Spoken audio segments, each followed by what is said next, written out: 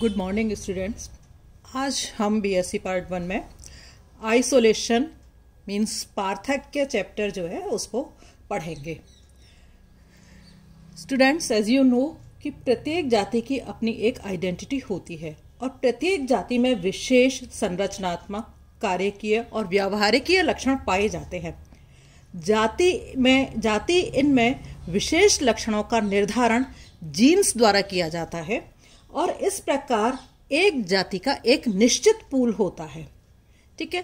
Now तो species के वितरण के आधार पर इन जातियों को दो तरह से बांटा गया है, दो श्रेणियों में बांटा गया है। कौन कौन सी? एक तो एलोपैट्रिक स्पीशीज और दूसरा है सिम्पैट्रिक स्पीशीज।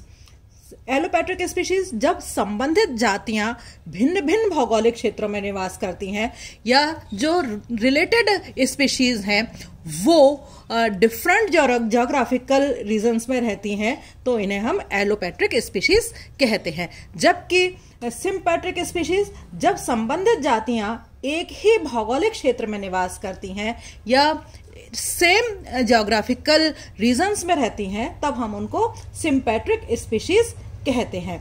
तो जाति की पहचान को बनाए रखने के लिए निकट संबंधी जातियां जो होती हैं उनके बीच में उनका संकरण को रोकना आवश्यक है।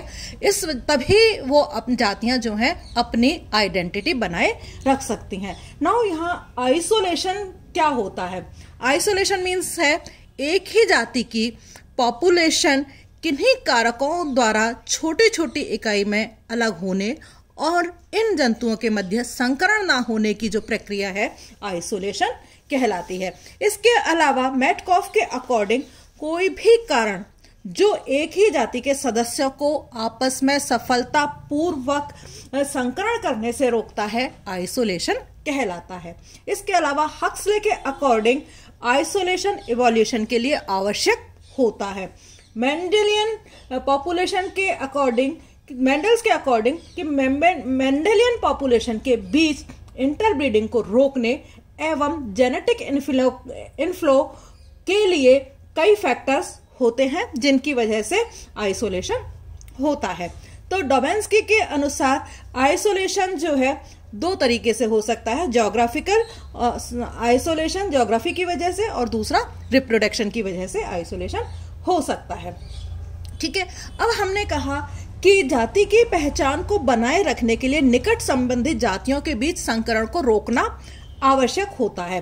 फॉर एग्जाम्पल जैसे कि राना पेपियंस है, राना सिल्वेटिका है और राना कैटेसबियाना है। ये जो फ्रॉग की स्पीशीज हैं जो कि यूएसए में एक ही ज्योग्राफिकल रीजन में निवास करती हैं लेकिन इनमें कभी भी संकरण नहीं पाया जाता है।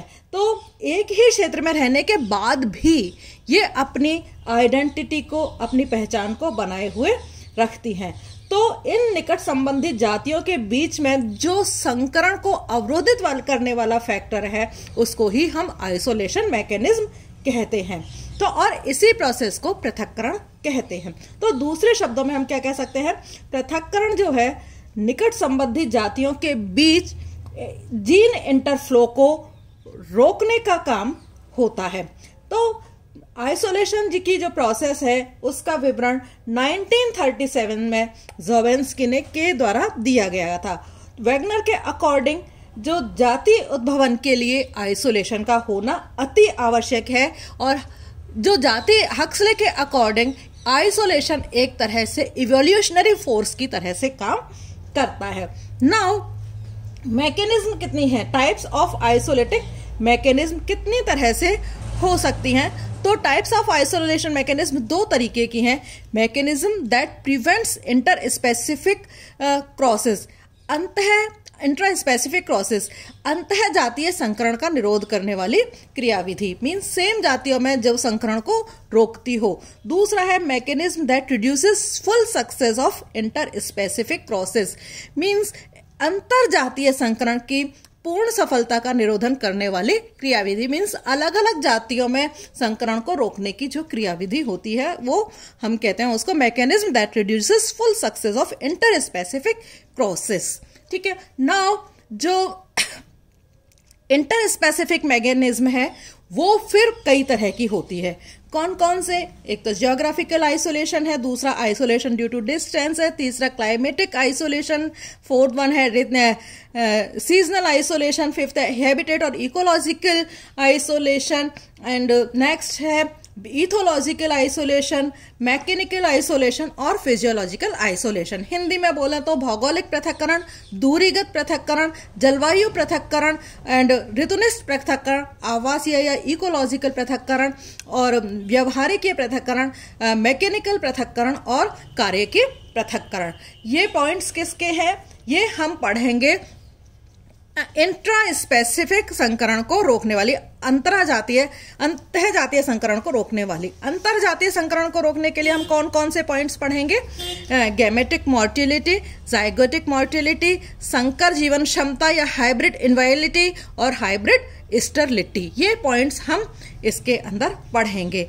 तो नाउ अब मैं आप लोगों को इंट्रा स्पेसिफिक जो स्पीशीज होती हैं उनके अंदर जो संकरण है उनको किस किस तरीके से रोका जाता है, हम पूरा डिटेल में उनको अब हम पढ़ेंगे। सबसे पहले मैंने आपको पॉइंट बताया था ज्योग्राफिकल आइसोलेशन। ज्योग्राफिकल आइसोलेशन में यदि भौगोलिक कारणों की वजह से उत्पन्न होने वाले पृथक्करण को भौगोलिक पृथक्करण कहते हैं। भौगोलिक फैक्टर्स बहुत सारे हो सकते हैं, जैसे कि समुद्र है, मरुस्थल हैं, पहाड़ हैं, नदियां हैं, जंगल हैं, कोई भी ये भौगोलिक पृथक्करण हो सकते हैं।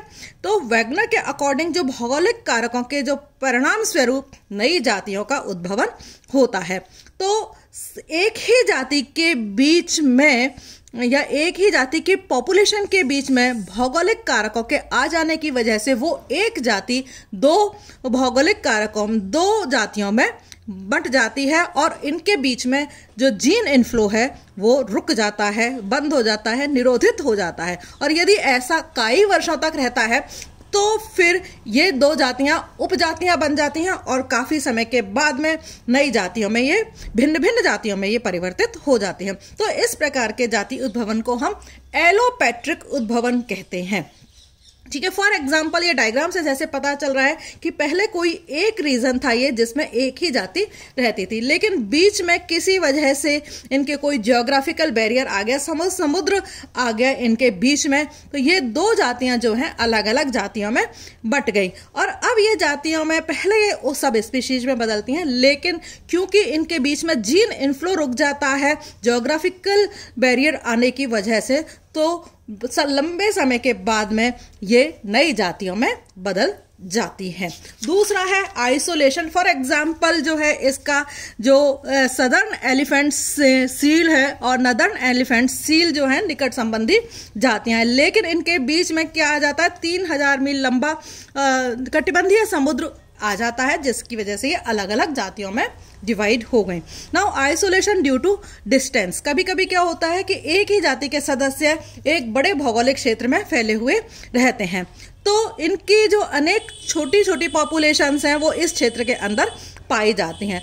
तो दो अत्यधिक दूरी पर स्थित पॉपुलेशन के बीच क्रॉस संभव नहीं होता है, तो इस प्रकार के पृथक्करण को हम दूरीगत पृथक्करण कहते हैं। फॉर एग्जाम्पल कि ये एक पूरा बड़ा एरिया है जिसमें बहुत सारी छोटी छोटी पॉपुलेशंस जो है रह रही हैं। ये A to Z पॉपुलेशंस यहाँ पर रह रही है, तो A और Z की जो डिस्टेंस है वो इतनी ज़्यादा हो जाती है कि इनके बीच में किसी भी तरह का हाइब्रिड नहीं हो पाता है, तो ये एक तरह से अलग जातियों का इनमें निर्माण हो जाता है। तो इस प्रकार का आइसोलेशन अमेरिका के होलार्क्टिक क्षेत्र के जो स्तनीय हैं, मैमल्स हैं, उनके अंदर देखा जा सकता है। Now climatic isolation. Climatic isolation क्या होता है? जब एक स्पीशीज के जो वितरण रेंज में जलवायु में विभिन्नता होती है तो इसके कारण उत्पन्न होने वाले पृथक्करण को जलवायु पृथक्करण या क्लाइमेटिक आइसोलेशन कहते हैं। क्लाइमेटिक आइसोलेशन अनेक फैक्टर्स से प्रभावित होती है, जैसे कि टेम्परेचर से, ह्यूमिडिटी से, खनिज लवणों से, इन सब से ये प्रभावित होती है। फॉर एग्जाम्पल समुद्रों में तापमान एक प्रभावी बाधक के रूप में पाया जाता है। आप लोगों ने देखा होगा कि समुद्रों में तापमान कहीं पर कम होता है और कहीं पर ज्यादा होता है। तो कैप कोड के जो उत्तर और दक्षिण भाग हैं इसका एक काफी अच्छा एग्जाम्पल है। कैप कोड के उत्तर में ठंडा पानी पाया जाता है और केप कोड के दक्षिण भाग जो है उसमें गर्म पानी पाया जाता है। तो इस वजह से इन क्षेत्रों में रहने वाली जातियों के बीच इसी जलवायु कारण के कारण पृथक्करण पाया जाता है कि कुछ जातियां जो है ठंडे पानी में पाई जाती हैं और कुछ जातियां गर्म पानी में पाई जाती हैं। इसके अलावा जो मेटाबॉलिक एक्टिविटी में भी इस वजह से इनके चेंज होता है। नाउ नेक्स्ट जो पॉइंट है सीजनल आइसोलेशन या ऋतुनिष्ठ पृथक्करण। तो जंतुओं और पौधों पर ऋतु का या सीजन का एक निश्चित प्रभाव पड़ता है। तो बहुत सारे एनिमल्स ऐसे होते हैं जो कि सीजनल ब्रीडर्स होते हैं, जैसे कि फ्रॉग्स का एग्जाम्पल आप लोगों को पता है कि वो सीजनल ब्रीडर्स होते हैं। इसलिए यदि एक ही क्षेत्र में निवास करने वाली दो जातियों की प्रजनन ऋतु भी यदि भिन्न भिन्न होती है तो इनमें क्रॉस संभव नहीं होता है। मींस एक ही क्षेत्र में रह रहे हैं लेकिन इनकी जो ऋतु है रिप्रोडक्शन करने की वो क्या है, अलग अलग होती है। तो इस तरह के आइसोलेशन को हम सीजनल आइसोलेशन कहते हैं। फॉर एग्जाम्पल बुफो अमेरिनिकस है एक स्पीशीज और दूसरी है बुफो फाउलेरी।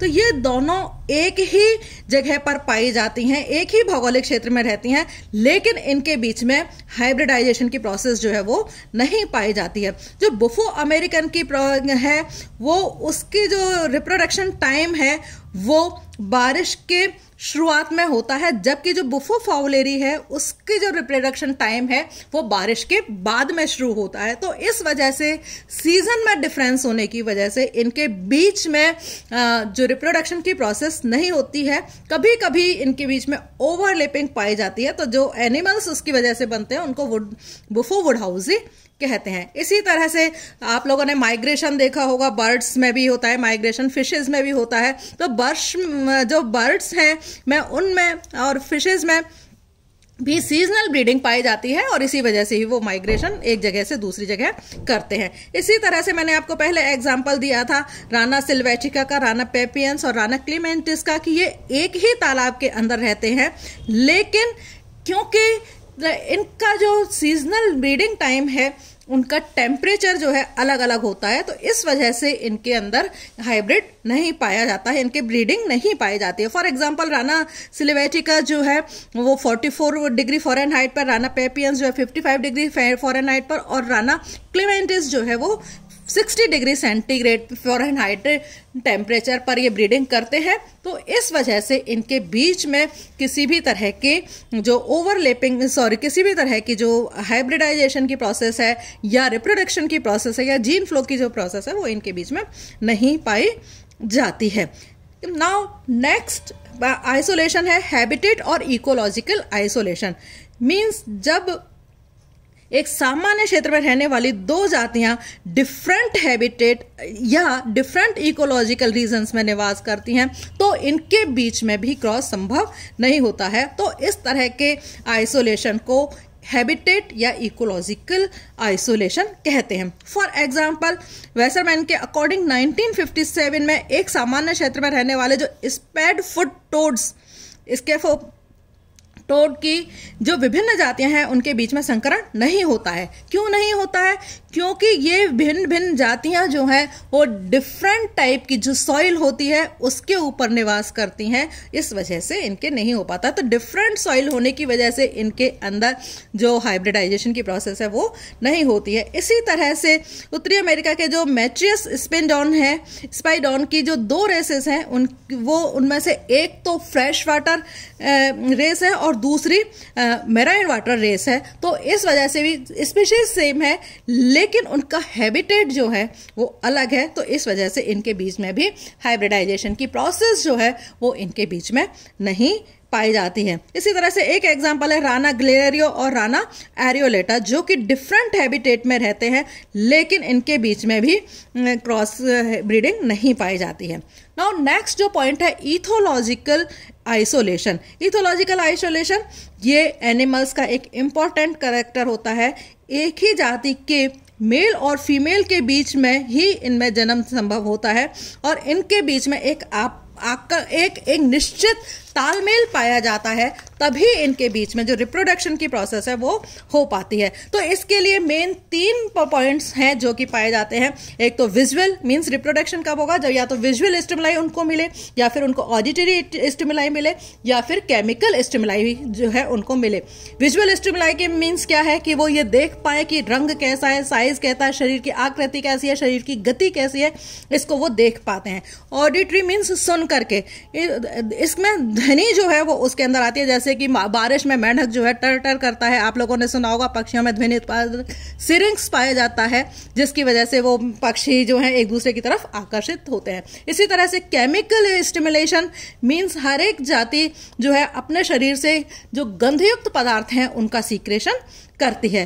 तो कीटों द्वारा इन फेरोमोन्स को छोड़ा जाना एक एग्जाम्पल है।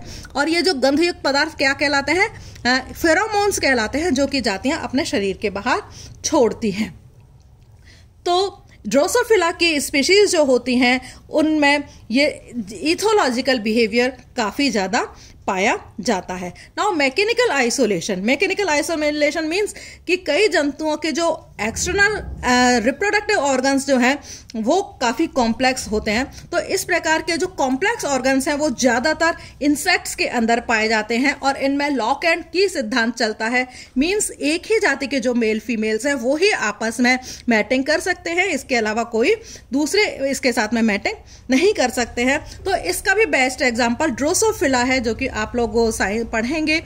तो इसके बारे में लियोन डुगर नाम के साइंटिस्ट ने बताया था। नाउ फिजियोलॉजिकल आइसोलेशन मीन्स कि कॉपुलेशन होने के बाद में या मैथुन होने के बाद में निषेचन होता है और जायगोट का निर्माण भी हो जाता है। कभी कभी 2 भिन्न भिन्न जातियों के बीच में कॉपुलेशन हो जाता है, लेकिन फिजियोलॉजिकल फैक्टर्स की वजह से इस तरह का इनके बीच में जो फर्टिलाइजेशन, मैटिंग तो हो जाती है लेकिन फर्टिलाइजेशन जो है, निषेचन नहीं हो पाता है। तो इस प्रकार के पृथक्करण को फिजियोलॉजिकल पृथक्करण कहते हैं। तो इसमें प्रॉब्लम क्या रहती है, जब भिन्न भिन्न जाति के शुक्राणु और अंडाणुओं के बीच में या तो फिर आकर्षण की कमी हो जाती है, या फिर जो शुक्राणुओं और अंडाणुओं के बीच में जो भेदन क्षमता होती है, जो पेनिट्रेशन पावर होती है, वो इनके बीच में नहीं पाई जाती है, और ये इसी वजह से वो इनके बीच में डेथ जो है वो इनकी हो जाती है। Thank you.